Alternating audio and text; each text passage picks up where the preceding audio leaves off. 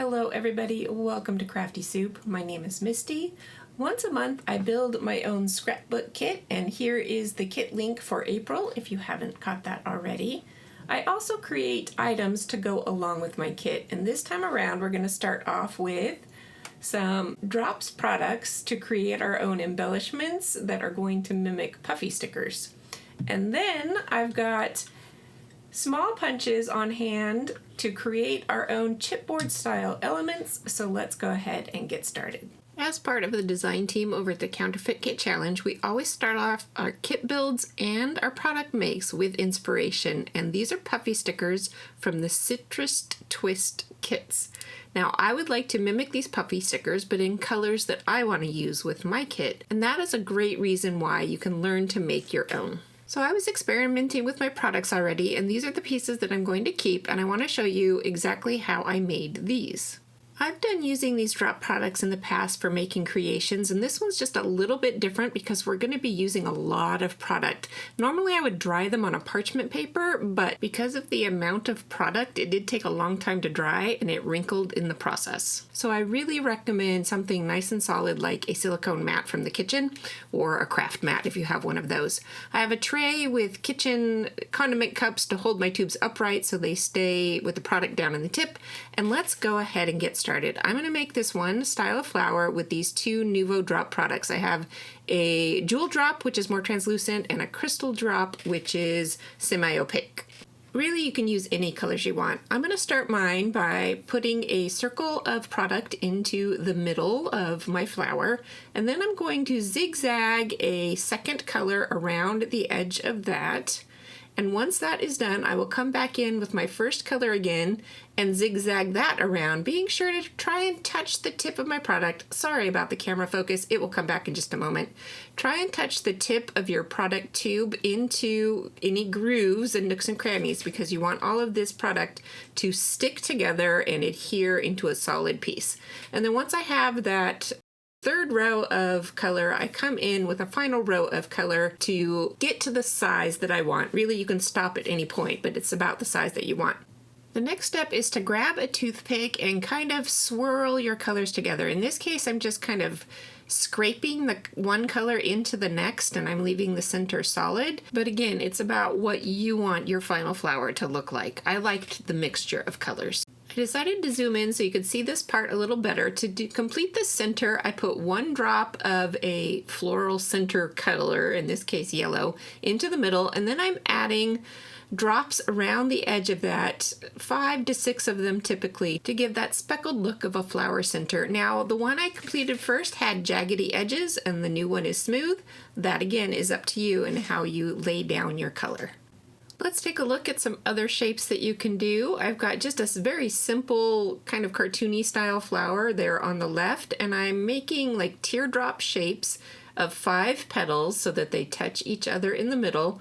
And sometimes it's hard to get the petals sized just right, so I try to start off smaller and then add more product as I go until I get to the size that I want. And then with this one, just a single dot in the middle is enough. You can do the same thing with your products and acrylic paint if you have a fine tipped paint tube, and I do with this particular Dina Wakley brand of paint.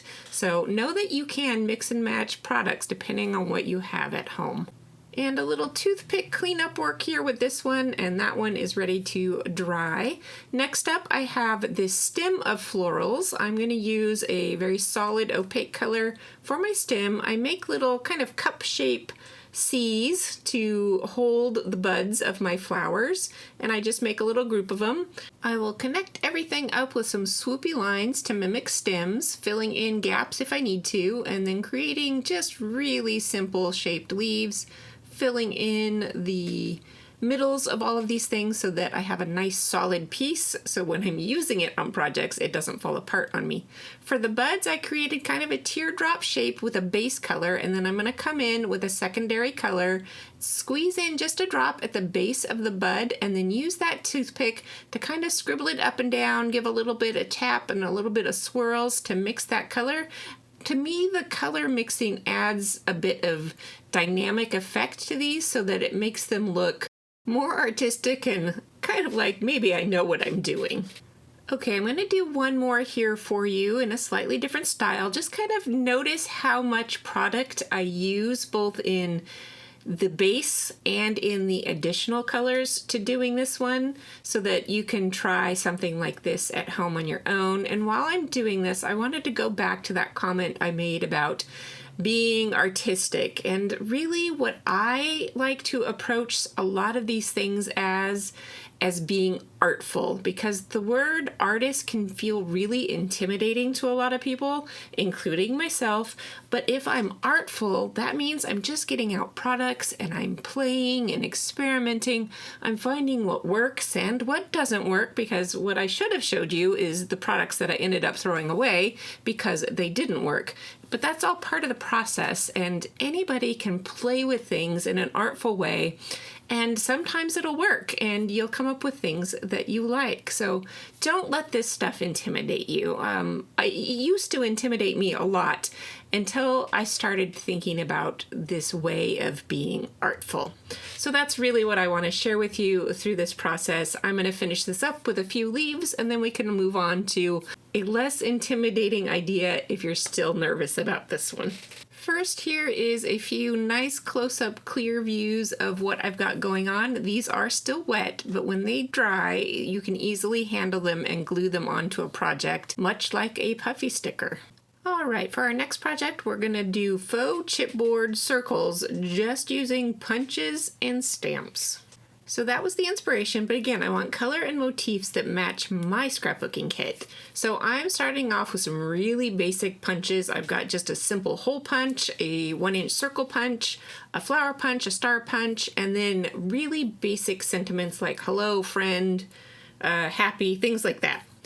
Got scrap paper from my bin, and then I do have a finer detail border punch that I will use, but again, you don't have to have that particular product. I like to make my chipboard circles 5 layers thick. Oh, here I'm showing that if you like the pattern paper, just use that. You don't have to use other punches to decorate these.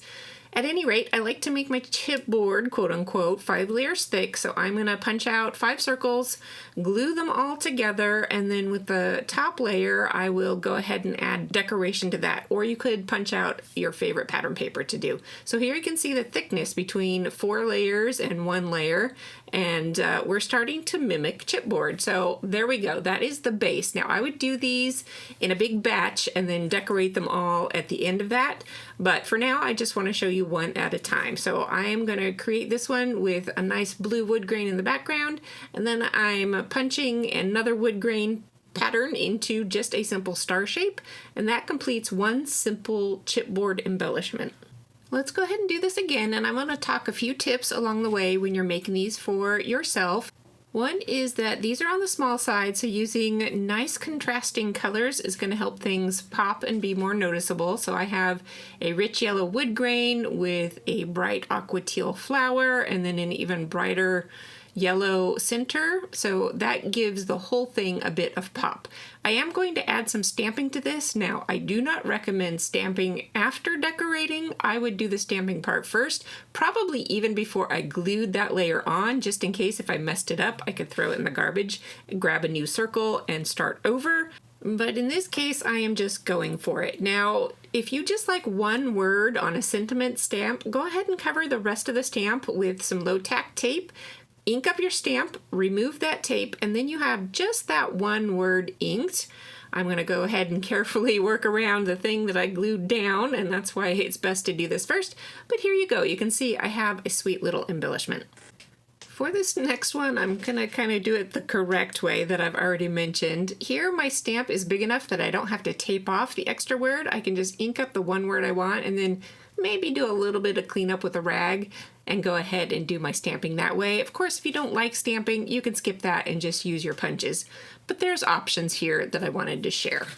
Okay, for this next tip, I want you to look at products that are meant to be larger and see if you can break them down into smaller components. So this is a larger border punch that it has a small enough texture that I can easily just use a portion of that. So with my paper trimmer, I am trimming it way narrower than it would be intended to be used.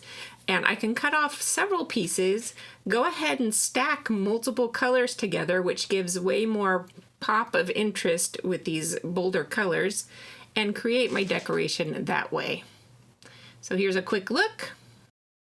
I will go ahead and glue all that together, let it dry completely, and then with a little bit of trimming, I've got another lovely embellishment.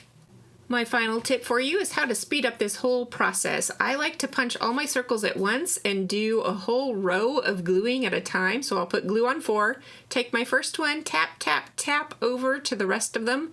And because that glue is still wet, it gives me time to line everything up and make sure it's straight and flush. And that is my faux chipboard creation process.